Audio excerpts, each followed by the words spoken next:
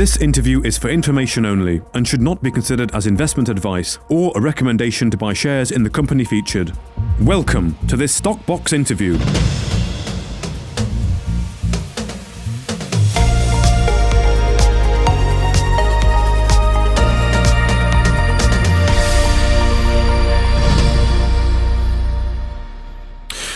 Well, joining us today is Andrew Bell, of course, the CEO of Red Rock Resources, after they provided an update, of course, on the DRC situation with the arbitration there.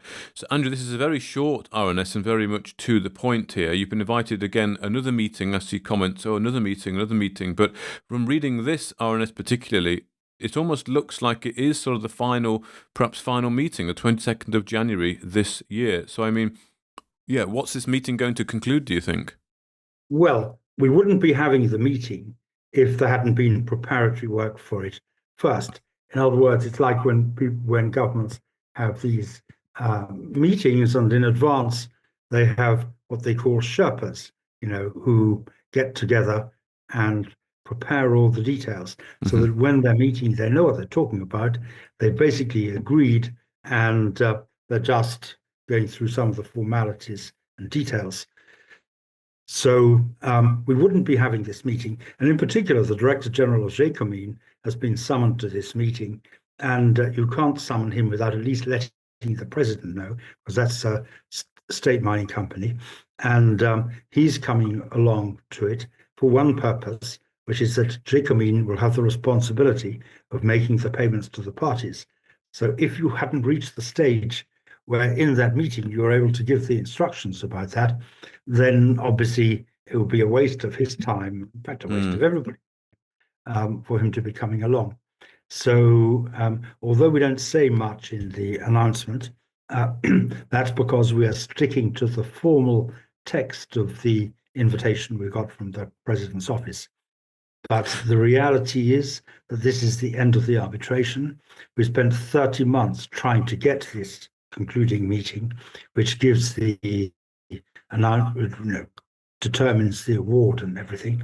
And obviously, when it's not going to be a meeting where there's going forth about the numbers, right?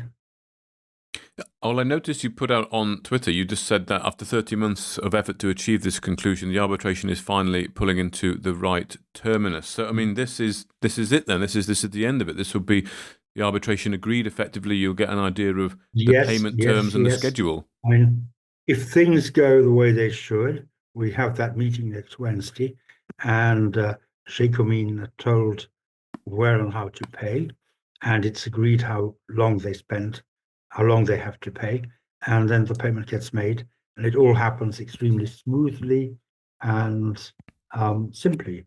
And to the extent that the Sherpas do their work, this will all actually have been arranged in advance.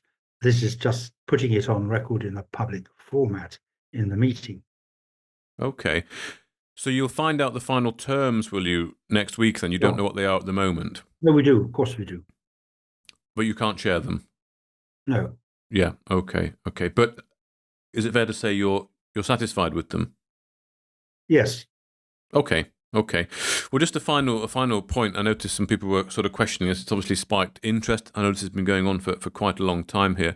But a couple of things that I saw was that the markets really need to see that dollar in the bank to believe after so long, which is understandable, given how long it's taken. Some may say that, but given that it is the state mining company which is holding the money on behalf of whoever the right parties are to pay it to, I think there's not much doubt about the payment.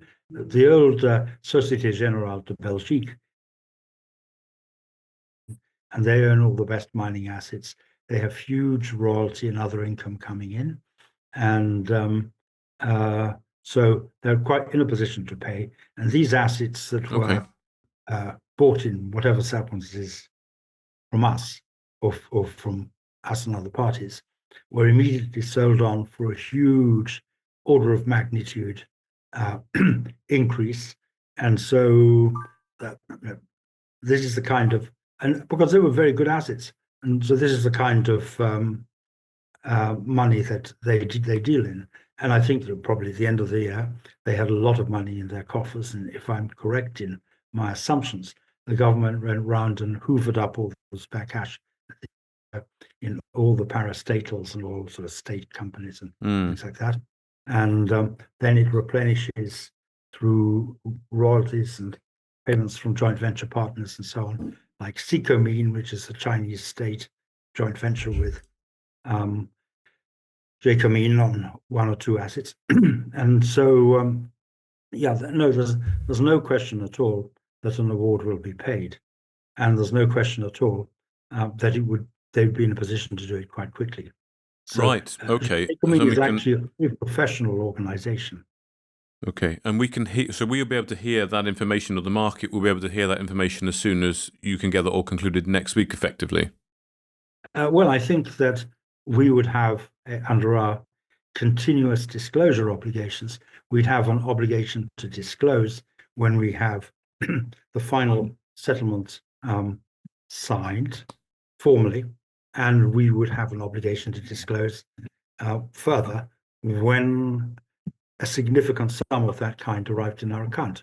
Okay. And if it arrived, say, in the accounts in Congo and hadn't yet reached accounts in England, I think we would be right to disclose exactly where that money was, so and what stages it reached. I think we'd be expecting to take a lot of that money out of the Congo, and we've had certainly discussions about that. And it's quite fair and reasonable that we should do that, because if we were running a mine and we made profits and we put money in to develop it, we expect to be able to repatriate that money. And of course, Congo is a big mineral exporter, so it doesn't have need to try and squeeze people who are taking money out of the country.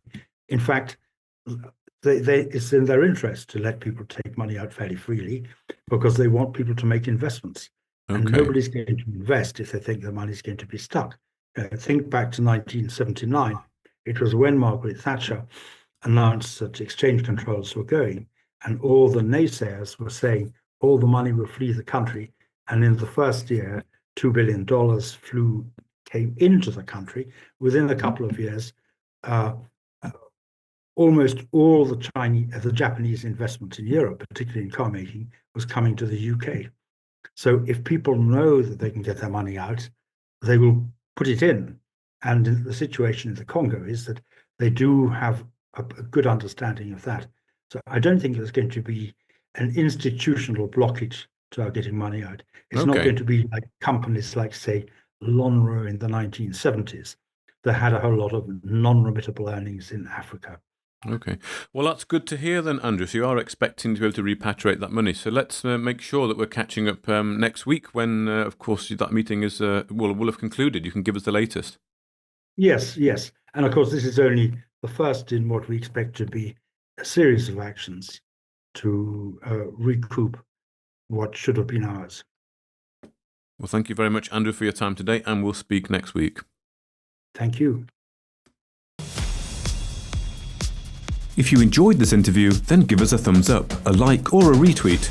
Subscribe to us on YouTube or follow us on Twitter, and hit that notification bell to be the first to know when we release new content. There's loads of great content on our website too, across all our programs at stopboxmedia.com. Thank you for watching.